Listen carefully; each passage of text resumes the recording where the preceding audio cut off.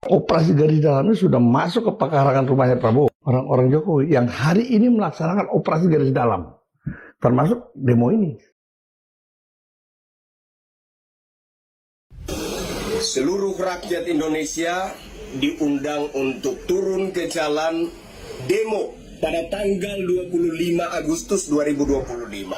Kalau satu, Anda memang berniat menggulingkan pemerintahan Prabowo Subianto. Yang kedua, Anda ingin negara Republik Indonesia terpecah belah menjadi berkeping-keping.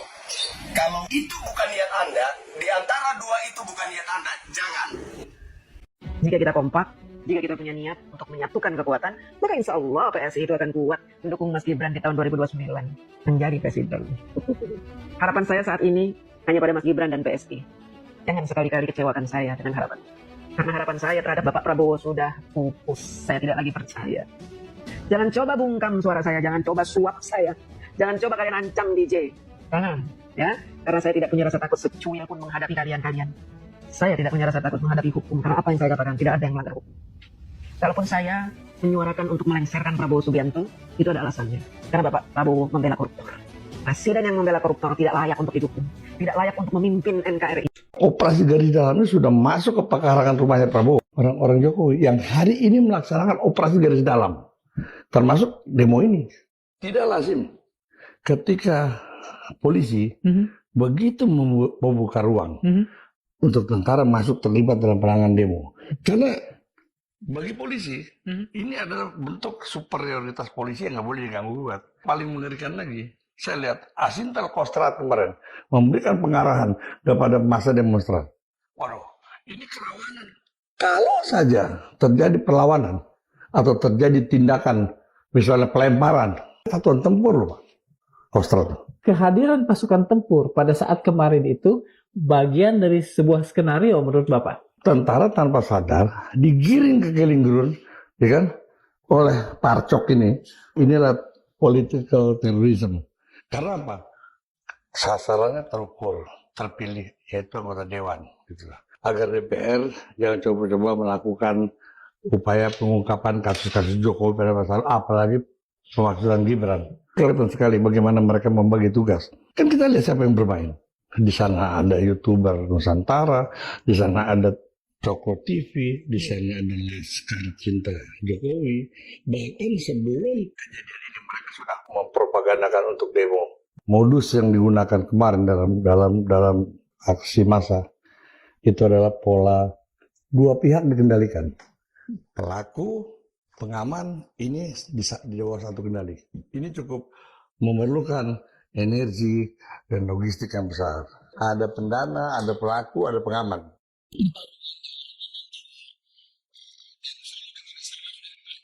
Memang ini penuh gerakan tertutup, Bung, di dalam demo-demo ini. Pasti gerakan-gerakan tertutup yang harus bisa diselami oleh kekuatan pikiran intelijen. Berseliweran gitu, informasi-informasi, turunkan Presiden Prabowo, naikkan Gibran. Ini siapa? Tanpa sadar, Prabowo sedang melakukan bunuh diri terhadap pemerintahannya dengan cara membiarkan orang-orang yang tidak punya kapasitas dan kapabilitas tetap berada di lingkaran kekuasaannya. Harus kita ingatkan itu.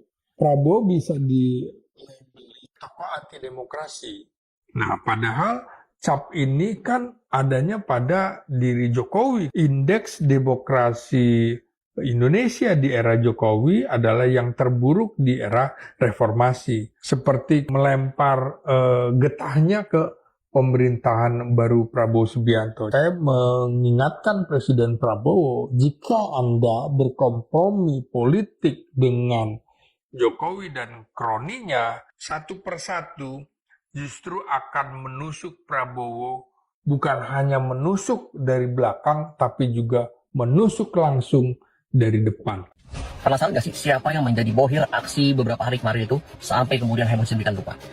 Di awal sebelum kita bongkar, saya akan disclaimer lebih dulu bahwa ini bisa Anda anggap sebagai cocokologi atau analisa kelas warung pinggiran. Tapi ini bisa menjadi bahan untuk sama-sama kita renungkan.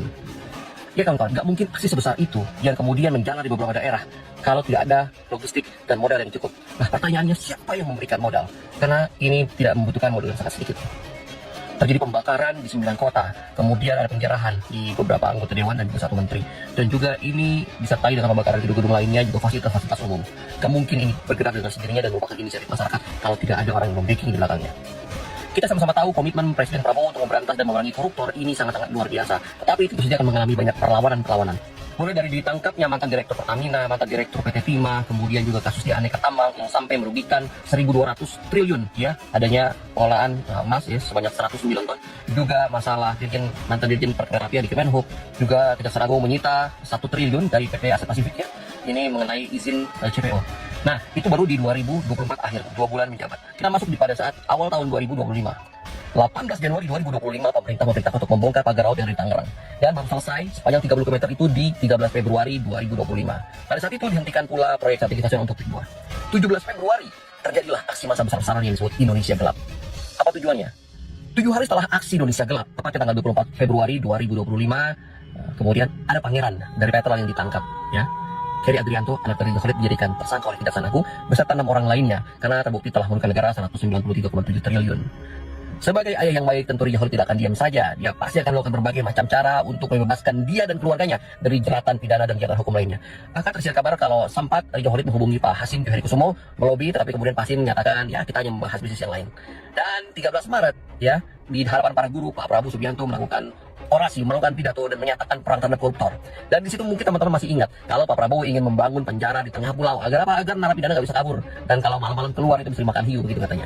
Dan beliau sekali lagi nyatakan siap mati untuk Indonesia, tidak akan mundur memerangi koruptor.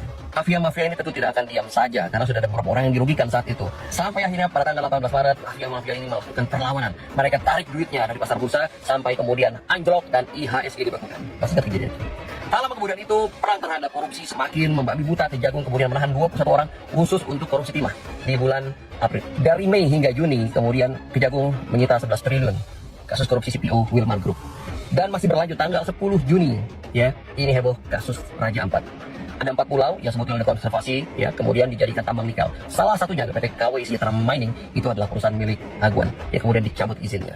26 Juni, terjadi lagi OTT oleh KPK yang ada di Sumatera Utara, yaitu melibatkan Topan Umaja Putra yang tidak lain ini adalah kasirnya atau anak kesayangan atau kader kesayangannya Bobi Nasution. Dan KPK siap untuk membidik Bobi Nasution yang tidak lain adalah menantu dari Joko Widodo. Lanjut setelah itu masih ada hal yang lebih heboh lagi. 10 Juli terjadi peristiwa yang sangat bersejarah karena untuk pertama kalinya seorang Rijal Khalid berhasil ditersangkakan. Dan 10 hari setelahnya pada saat Kongres PSI di Solo tanggal 20 Juli, Prabowo menyatakan bahwa demonstrasi itu banyak dibiayai oleh para mafia-mafia dan koruptor-koruptor yang ingin membuat Indonesia tak gaduh. Tak lama setelah itu, tepatnya di tanggal 15 Agustus, Prabowo kemudian berpidato, ya, melaksanakan pidato kenegaraan dan pertama kali menyebutkan istilah serakah nomics dan juga melaporkan bahwa banyak sekali kemajuan-kemajuan dan pencapaian seperti misalnya temuan-temuan bahwa terjadinya ketidakstabilan harga pangan ini karena food cartel dan juga ada 1.000 tambang ilegal yang kemudian sudah dicabut izinnya, juga 3,1 juta hektar lahan-lahan sawit ilegal sudah kembali disita negara. Saat 19 Agustus, Rijal Khalid juga kurang bisa bekerja sama, akhirnya dijadikan DPO hingga saat ini. Apa yang terjadi ketika pemilik modal bergabung dengan kepentingan politik? Maka koruptor-koruptor serta barisan-barisan yang kemudian merasa terancam akan dibongkar kedok dan kasusnya ini berkolaborasi. Ya, mereka merapatkan barisan dan membuat sebuah hal yang sangat luar biasa. Oke, sudah ada beberapa nama yang tadi sudah kita sebut. Silakan simpulkan sendiri cocokologi ini. Apakah betul-betul mereka bermain di balik aksi yang membuat Indonesia semakin gaduh ini? Yuk, silakan tulis di komen. Setelah malam mencekam, melihat minggu pagi warga berlari, menyapa dengan damai, menyadari gue bahwa hal sekecil ini baru berharga ketika sudah hilang. Jangan sampai demokrasi kita, kebebasan kita, kemerdekaan kita, baru kita sesali ketika sudah hilang. Hilang direnggut oleh kekuasaan yang tidak bertanggung jawab. Hilang di tangan senjata dan brutalitas aparat. Ketika para eksil dulu tahun 66 dikirim ke luar negeri dan gak bisa pulang, mereka nggak pernah sadar bahwa Orde Baru itu 32 tahun lamanya. Ketika mahasiswa era Orde Baru dimulai, mereka nggak pernah sadar bahwa mereka akan dibungkam 32 tahun lamanya. Jadi banyak kejadian di mana negara demokrasi itu jadi hancur di tangan yang bersenjata. Rakyatnya awalnya nggak menyadari, dikira bakal instan, tahu-tahu bertahan begitu lama. Jangan sampai kita terlambat menyadari itu teman-teman semua. Buat kita yang masih bisa lari pagi di minggu ini, belum tentu bisa lagi loh di minggu depan. Bisa jadi banyak tank-tank dan juga senjata di kiri dan kanan kita. Buat kita yang masih bisa nge-tweet, live TikTok, buktinya aja sekarang udah dibungkam. Jadi banyak hal yang sekarang kita rasakan begitu terkesan sepele, tapi ternyata sangat-sangat berharga. Jangan sampai lagi-lagi kita baru merasakan itu berharga ketika sudah hilang di tangan senjata. Dan ini disampaikan oleh kehadiran para pemerhati politik dan telik sandi yang lama mengamati dinamika kekuasaan di balik layar. Menurut dia, karena di dalam lingkaran kekuasaan dia sendiri, itu sedang ada upaya-upaya untuk menjatuhkan dia. Dan di dalam artikel yang juga dikemukakan oleh Jakarta1.com, ada dugaan bahwa Prabowo itu sedang dipermainkan oleh lingkaran dalam beliau, diupayakan supaya dia bisa digantikan atau jatuh. Kalau memang ini benar-benar data yang sahih, kita patut bertanya, di tengah Indonesia sedang sibuk mempertahankan yang namanya bagaimana kita tetap bisa berdiri sebagai sebuah bangsa, bagaimana rakyat kita supaya bisa tetap hidup dengan baik. Nah, harusnya di tengah berbagai persoalan yang kita hadapi, harusnya kita juga berupaya agar yang namanya pemerintahan itu bisa berjalan dengan baik dan juga politik Indonesia itu stabil. Tapi ternyata ada gerakan-gerakan politik, bahkan diduga ini adalah bagian dari operasi senyap, untuk kemudian mendelegitimasi Prabowo Subianto agar namanya buruk sehingga kemudian suatu saat bisa digantikan oleh Gibran Rakabuming Raka. Ini yang kemudian bagi saya ini adalah suatu bukan saja operasi senyap, tapi memang ada operasi yang di depan mata. Tapi contoh bagaimana menteri-menterinya dulu adalah bagian dari kabinet Jokowi yang kemudian dengan bangga menyatakan Jokowi adalah mantan bos saya, bahkan masih menjadi bos saya. Kalau saya jadi Presiden Prabowo Subianto, tentunya saya akan menggeser orang-orang semacam itu. Karena itu berarti mereka tidak loyal kepada Presiden, melainkan mereka masih memiliki loyalitas ganda kepada Presiden pendahulunya. Dan kalau ini kita lihat juga, gerakan-gerakan politik semacam ini, itu juga kadang-kadang kita bertanya, apakah ini untuk menjadikan Indonesia lebih baik, ataukah ini adalah bagian dari kepentingan untuk membangun apa yang disebut dengan dinasti politik Jokowi. Kalau ini terjadi, benar-benar yang namanya Joko Widodo masih lebih mementingkan kepentingan diri dan keluarganya ketimbang kepentingan nasional Indonesia secara keseluruhan. Yang ngebunuh warga kan polisi, yang bikin kesel kan anggota DPR, yang bikin susah kan pemerintahan Bapak. Kok malah kami yang dituduh makar? Lagian nih Pak, pembakaran fasilitas umum dan juga penjarahan, itu kan janggal banget kelihatannya. Kami ini Pak, mana mungkin sih bisa ngebakar fasilitas umum secepat itu kalau nggak punya alat yang proper? Dikata warga pengendali api semua kali. Lagian nih Pak, masyarakat pendemo kemarin itu semua lulusan pendidikan biasa, bukan lulusan pendidikan Hogwarts. Nggak punya elemen-elemen sihir yang bisa ngebakar fasilitas umum secepat kilat. Lagian juga nih soal penjarahan, kita kan tahu setelah rumahnya Mas Harun dijarah, itu rumah beberapa anggota DPR yang emang jadi sasaran amuk warga, itu rumahnya tuh udah dijagain anggota TNI. Pas penjarahan terjadi, itu kok malah rumahnya dibiarin aja sama aparat-aparat yang ngejaga di situ. Itu kan aneh banget, kayak emang disengajain gitu loh, kayak emang diorkestrasiin. Masa nggak ngerasa sih? Nah yang lebih aneh lagi nih, pembakaran server optik. Orang yang ngebakar server optik itu pasti orang yang tahu lokasi dan cara atau mekanisme di mana nge-turn off server optiknya. Kalau nggak tahu ya mana bisa Pak. Saya aja nih Pak, kalau internet di rumah mati, saya nelpon teknisi. Agak ada tuh kepikiran nyari server box terus troubleshoot sendiri. Nggak tahu password Pak. Repot dah jadi WNI ya. Udah polisinya pembunuh, presiden tukang gaslight, wapresnya Gibran. Kenapa sih kalau Sri Mulyani mundur? Emangnya orang yang ngerti keuangan di republik yang besar ini, ratusan juta orang ini, orang-orang hebat yang begini banyak, hanya Sri Mulyani yang ngerti keuangan? Kenapa sih? Dari semenjak zaman SBY, Pak Jokowi sampai Prabowo dia jadi Menteri Keuangan, prestasinya tuh hutang kita makin menggunung. Kan cuma ngatur naikin pajak. Kenapa kok kita kayak kalau dia mundur tuh kayak Indonesia tuh bakal gelap, bakal hancur, Lu justru dia menjabat Indonesia hancur, Indonesia gelap. Indonesia penuh hutang sampai anak cucu. Ya mundur aja Sri Mulyani. Ya, rakyat udah nggak suka. Kenapa sih pejabat Indonesia ini kalau rakyat nggak suka kok dia ngotot masih bertahan ya? Sri Mulyani ada beberapa menteri yang nggak disukai sama rakyat itu. Anda mundur aja. Mundur. Anda nggak disukai rakyat, nggak malu apa? Anda megang jabatan, tapi kalau rakyat nggak suka, Anda harus malu. Itu. Gua tuh males banget belain Pak Prabowo. Tapi kalian tuh harus sadar temen-temen, demo kali ini itu dimanfaatkan oleh lawan politiknya Pak Prabowo. Gue tuh gak suka banget sama Pak Prabowo. Gue gak suka kebijakannya dia. Tapi gue lebih gak rela kalau misalkan wakil presiden kita yang naik jadi presiden. Karena kita udah tahu banyak banget gembas-gembus untuk melengsarkan Pak Prabowo. Guys, kalau Pak Prabowo lengser, yang naik itu keluarganya Solo. Gak akan lebih baik, demi Allah ini mah. Dan lu lihat sekarang semua orang udah ngomong, terbukti. Gue tuh udah ngomongin ini dari tanggal 21. Gue udah bikin bermacam-macam konten peringatan tentang ini. Gue bikin konten yang ini, gue kasih lihat kalian video hoax tentang wakil presiden kita.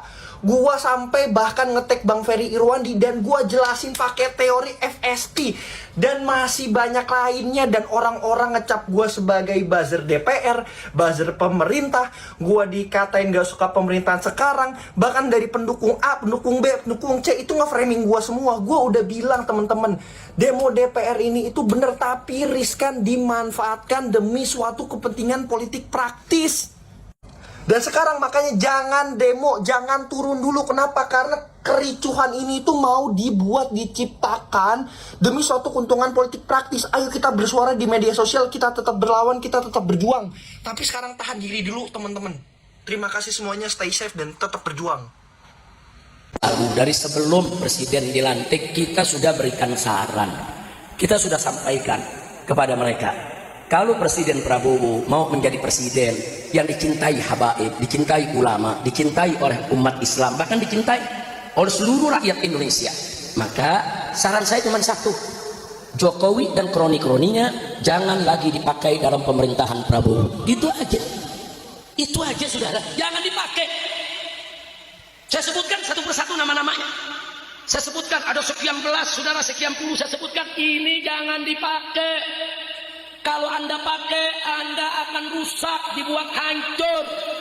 Sudah kita sampaikan dari setahun yang lalu. Tapi yang terjadi apa? Begitu pelantikan, begitu dibentuk kabinet, yang kita sebutin justru dipakai semua. Inna lillahi wa inna ilaihi. Terus anggap, oh kalau kita nggak mau dengar nasihat, ya terserah. Terserah, kita nggak mau dengar nasihat. Jadi sekarang kejadian, berbagai macam kejadian, coba kita lihat. Mulai dari pagi kemarin rakyat turun rame-rame. Kenapa? Kenapa dipaksa? Pajak naik 250%. Nah, kenapa di daerah-daerah pajak itu banyak naik? Ya karena Kementerian Keuangan menekankan. Ini pendapatan dari daerah mesti besar, di sektor pusat mesti besar. Ini kita punya utang ribuan triliun. Bagaimana cara bayarnya? Ambil aja dari rakyat. Saudara, makanya tadi saya katakan kok menteri jadi preman tukang pala. Saudara, Ibn Khaldun rahimahullah ta'ala sebagai seorang filosof dalam urusan sosial politik mengatakan kalau suatu negeri saudara sudah mengandalkan biaya pembiayaan negaranya dari pajak, itu tanda kalau negeri itu bangkrut, saudara. Ini negeri bangkrut, nggak usah ditutup-tutupi, saudara. Nggak usah ditutup-tutupi, jangan dikorbankan rakyat untuk bayar pajak ini, pajak itu. Jangan pajak, saudara, kekek rakyat. Udah gitu seenaknya menteri mengatakan ya pajak kan sama zakat. Enak betul, saudara. Dalam Islam zakat dikenakan kepada orang kaya, orang miskin nggak kena zakat. Pajak miskin kaya dicekek semua, bahkan yang miskin lebih dicekek. Buktinya mana? Habib jangan memfitnah. Buktinya anggota dewan kaya-kaya nggak kena pajak. Pajak jadi jamin oleh negara. Rakyat yang kecil-kecil, saudara, sampai tukang ojek bayar aplikatornya aja begitu besar, saudara. Belum lagi kena pajaknya. Ini mesti diatur. Pajak itu nyekek rakyat, saudara, buat nempanin pejabat. Jadi jangan disamakan pajak dengan zakat. Kira-kira jelas tidak? Bukan, itu bukan solusi. Nah kalau presiden mau tahu solusinya bagaimana? Dulu kita udah kasih saran, cari yang benar. Kan Nabi udah kasih tahu, idza usidal amru ila ghairi ahli fantajir sa'a. Kan yang pintar banyak. Saya mau tanya jujur sekali lagi nih, sama yang hadir sini, orang Indonesia yang pintar banyak gak? Banyak gak? Yang benar banyak gak? Yang bagus banyak gak? Yang sarjana banyak tidak? Kenapa bukan mereka yang dipakai? Kenapa yang dipakai pelawak? Yang dipakai artis? Yang dipakai influencer? Yang gak ngerti untuk urus negara? Masya Allah. Nah jadi jangan salahin saya. Kalau di mana-mana Habib Busuk marah-marah melulu. Bukan marah. Ini kita dalam rangka amar ma'ruf nahi munkar. Setuju tidak? Setuju tidak? Ya memang amar ma'ruf nahi munkar resikonya banyak. Saudara, ya dipanggil, yang ditangkap, yang dipenjara berkali-kali. Saudara, buat diserbu sama PWI. Nah, itu kan resiko juga. Saudara, kemudian laskar juga, saya punya santri 6 dibunuh. Itu resiko perjuangan, saudara.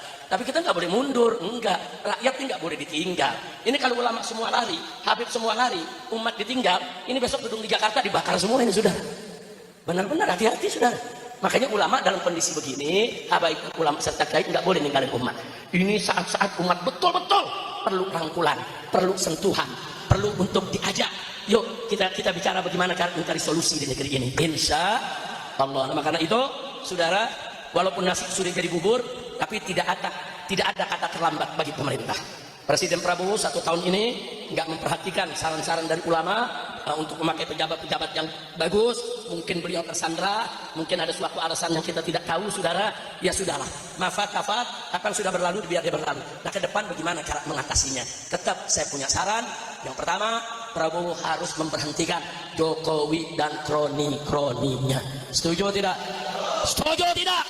Nah, yang kedua, segera undang habaib yang istiqamah, undang ulama yang istiqamah, undang ormas Islam yang istiqamah, ajak diskusi. Saya yakin di Jakarta ada nih kiai-kiai yang pintar banyak. Ada majelis tingginya Fuhab, Kiai Haji Sukron Makmun, saudara, undang. Ada Kiai Haji Ainul Yakin dari Asyafi'iyah, ada Kiai Haji Alwi, putra daripada Kiai Haji Abdul Rashid, ada Kiai Haji Amir Hamzah di Mampang sini, saudara. Oh banyak. Ada Kiai Haji Lutfi Sawawi, banyak. Kalau saya mau sebutkan satu persatu, di Jakarta ini banyak ulama-ulama bagus. Di sekitar Jakarta nggak kalah, saudara. Ada Kiai Nasir Zain di di Bogor, ada kiai-kiai lainnya yang bisa diundang. Bahkan di Jawa Tengah, Jawa Timur, saudara, undang pimpinan pondok pesantren Sidagiri, undang itu pimpinan pondok pesantren Dalwa, undang yang Tebu Ireng, yang tambak berasnya, yang Lirboyonya, saudara, undang Al Anwar di Sarang, saudara, itu putra-putra daripada Mbah Maimun Zubair, undang itu ulama-ulama luar biasa, saudara. Di Madura ada auranya, saudara, Aliansi Ulama Madura, undang beberapa, 100 ulama, 1000 ulama, 10.000 ulama, undang, ajak mereka ke Jakarta, diskusi bagaimana menyelesaikan persoalan negara, bagaimana cara membayar utang yang sudah lebih dari 10.000 triliun, bagaimana cara kembali menghidupkan BUMN yang bangkrut, bagaimana cara melawan semua sandra-sandra sehingga pejabat tidak bisa berkutik. Undang ulama. Fas'alu ahla dzikri in kuntum. Kalau Allah sudah perintahkan dalam Al-Quran, tanya kepada ahli dzikir, tanya kepada ulama. Kalau kau tidak tahu, bukan hanya dalam urusan sholat, puasa, haji, bukan hanya urusan ibadah maktoh, dalam urusan negara pun tanya ulama, sudah. Setuju tidak? Itu saja yang saya mau sarankan, saudara. 2, 1, segera singkirkan itu Jokowi dan kroni-kroninya. Insya Allah ulama di mana-mana akan merapat. Amin. Yang kedua, undang ulamanya, undang, saudara, undang itu ulama semua, ajak diskusi. Nah pejabat yang termasuk mesti disingkirin Kapolri. Kapolri mesti dicopot, mesti diberhentikan, saudara. Loh kenapa Habib? Apa Habib benci? Bukan soal benci, saudara. Kita ini mengalami, saudara. Kita bentuk tim hukum. Semua orang-orang yang menghina ulama, menghina habaib, menghina nabi, saudara, menghina agama, menghina Quran, bahkan menghina Allah, semua kita sudah laporkan, saudara. 70 laporan lebih ke Mabes Polri, 1 pun tidak diproses. Ada apa, saudara, sampai peristiwa di Pemalang, saudara, orang-orang yang sengaja merencanakan untuk membunuh saya, menghabisi saya, saudara, bukti semua sudah lengkap, sampai hari ini tidak diproses. Apa orang-orang penghina ulama ini semuanya dipiara sama Kapolri? Ada apa Kapolri tidak memproses? Jadi sekali lagi, maka itu yang seperti ini berhentiin. Kapolri yang lain bagus, saudara. Di Mabes Polri jenderal-jenderal yang bagus baik. Tanya Kiai Haji Ainul Yakin, tanya Habib Hanif, sudah banyak orang-orang top bintang 2, bintang 3, sudah banyak. Sudah jangan diangkat yang model begini, apalagi yang terlibat KM 50, jangan diangkat, betul? Takbir. Setuju Kapolri diganti? Setuju. Setuju Jokowi dan kroni-kroninya disingkirkan? Setuju. Takbir. Selalu ada. Nah, itu saja yang saya mau sampaikan, saudara. Nah, kalau ada nanya, Habib ini kondisi sekarang bagaimana? Jangan-jangan umat nggak usah ikut dan lain sebagainya. Indonesia, saudara. Dan jangan bergerak melakukan apapun sebelum ada komando dari ulama. Tapi kalau komando dari ulama sudah datang, keadaan sudah betul-betul darurat, negara ini sudah bisa tidak bisa diatasi lagi oleh siapapun kecuali oleh umat. Maka itu saya mau tanya, kalau dikomandokan oleh ulama, siap turun, siap bela agama, siap bela negara. Menyumbang sedikit pikiran, apakah sudah tepat kita mewacanakan sebuah revolusi sosial, politik, ekonomi buat bangsa Indonesia? Sebuah people power yang lebih radikal. Dunia ini setiap revolusi pasti menjungkir balikkan tatanan sosial, politik, hukum, dan ekonomi yang sudah ada menjadi tatanan yang lebih berbeda. Status quo yang ada digulingkan lewat violence atau kekerasan dan tidak jarang kemudian menumpahkan darah. Dan jangan lupa ada sebuah istilah yang mengatakan betapa sering sebuah revolusi memakan anaknya sendiri. Maksudnya, sebagian para aktivis revolusi itu kemudian tewas karena pertempuran terbuka antara yang pro dan yang kontra, terjadi pertempuran sesama anak bangsa. Mereka yang merasa memperoleh kemenangan pun hanya mendapat victory, yaitu istilah dalam pertempuran militer. Victory itu adalah kemenangan babak bundas, kemenangan penuh luka dan menghasilkan cacat abadi. Jadi ibarat dua ayam jago yang bertarung sampai puluhan menit, yang kalah dan keok lari bersembunyi, dan yang menang tidak punya lagi kekuatan untuk mengejar yang kalah. Karena darah sudah terlalu banyak keluar dari leher masing-masing, leher ayam itu, ayam jago, kulit batok kepalanya sudah terkelupas karena dicokok atau dipatuk paruh atau cucuk masing-masing, akhirnya keduanya mati. Nah, situasi kondisi Indonesia dewasa ini bagi orang yang mau berpikir menggunakan nurani dan akal warasnya jelas tidak baik-baik saja. Ya, kadang kita memang tidak baik-baik saja. Lihatlah misalnya demo 25 Agustus lalu. Para demonstran di depan DPR RI menuntut 9 hal. Pertama, turunkan Prabowo Gibran. Kedua, bubarkan Kabinet Merah Putih. Ketiga, bubarkan DPR RI. Keempat, hentikan penulisan ulang sejarah Indonesia. Kelima, tangkap dan adili Fadlizon atas penyangkalan terhadap tragedi pemerkosaan massal tahun 1998. Keenam, tolak rancangan kitab hukum undang-undang anti pemerasan RKUHP. Ya.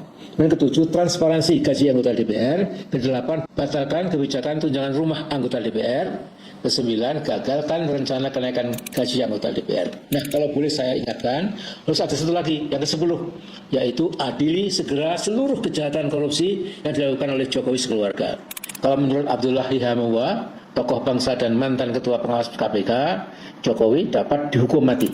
Nah, pada demonstrasi susulan tanggal 28 Agustus yang datang lebih banyak lagi. Bahkan para demonstran bertahan sampai malam hari karena semangat juang yang tinggi demi perbaikan kehidupan bangsa di masa depan. Tetapi teman-teman polisi tidak pandai mengendalikan emosi sehingga terjadi pembunuhan secara sengaja oleh 2 orang demonstran, yang satu langsung meninggal karena dilindas oleh kendaraan taktis Brimob Polda Metro Jaya. Pemuda itu bernama Afan Kurniawan, sementara pemuda yang lainnya bernasib lebih baik, hanya patah kaki, bernama Muhammad Umar Amarudin. Seharusnya polisi adalah pelindung dan pengayom masyarakat, bukan malah melakukan unlawful killing, membunuh secara sengaja bangsa sendiri. Karena itu, si pembunuh berseragam kepolisian tadi itu, dia harus dikenakan hukuman maksimal. Kalau si pembunuh itu sampai bebas, maka kepercayaan rakyat yang tersisa buat Pak Polisi sudah tidak ada lagi. Kalau Presiden Prabowo tetap saja merasa nyaman, bahkan bahagia, punya Kapolri pilihan Jokowi, yaitu Listio Sigit Prabowo, yang sudah usang, harus diganti beberapa tahun yang lalu, tetapi masih saja bergerak sesuai dengan aba-aba Jokowi, dan tetap dipertahankan oleh Prabowo sebagai murid setianya Jokowi, maka kita mau bilang apa? Apapun yang sudah dan bakal terjadi di Indonesia, kita tetap harus optimis melihat masa depan kita. Kalau Prabowo sudah tidak bisa jadi sandaran harapan bangsa, tidak ada salahnya kita melakukan talent scouting, mulai mencari siapa kiranya tepat untuk memimpin bangsa Indonesia pasca 2029 nanti.